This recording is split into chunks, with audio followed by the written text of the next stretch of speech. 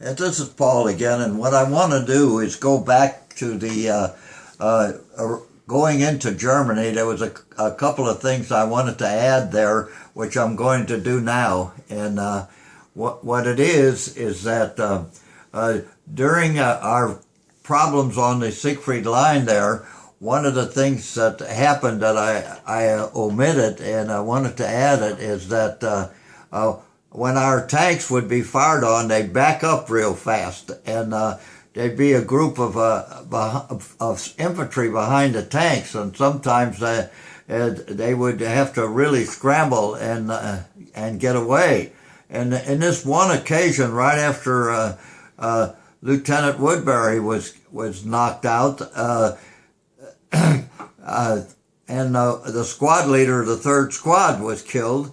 And so it left Dynamite Dean, one of my characters in my outfit. It left him the senior man in his squad. And so I told him, "You're the squad leader now." And he was just a private first class. And he says, "Well, I don't want to be a squad leader." And I said, "It's too bad. You're the top guy in the group. You're the oldest one. You're the best experienced.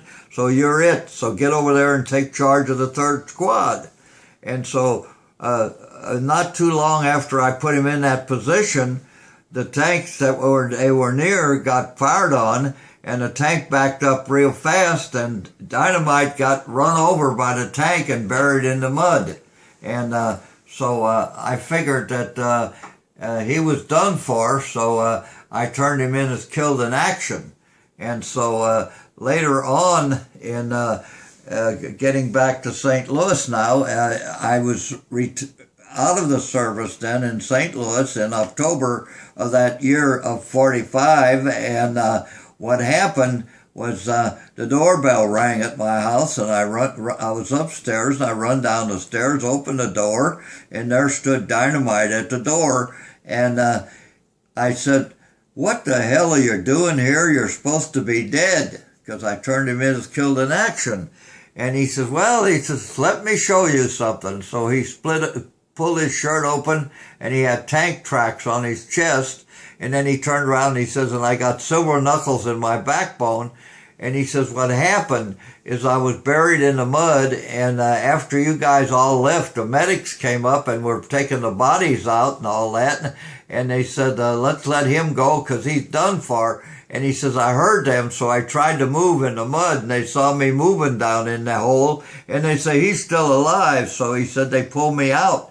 And he says, "I've spent months in the hospital getting the silver knuckles on my backbones, and the tank tracks on my chest, of course, are still there." The thing about the whole deal is the fact that Dynamite is the one that introduced me to the girl that I married, so he was saved for a reason. And I wanted to show the picture here of Gurney and I just before we were married. I was 22 then, she was 22. She was just a few months older than I was. And anyway, of all the strange things that could happen, here she was. He introduces me to her, and she turns about to be the one that I was married to for 67 years. And of all things, that the guy that I turned in as being killed in action turns out to be the guy that introduced me to the girl I married. What a deal, huh? And we want to go ahead and add now to the rest of the story of being evacuated to England, and that, which I already have on the tape. We were going to try to add that to there at this point. And so I'm going to cut off here so we could go ahead and add that part. Amen.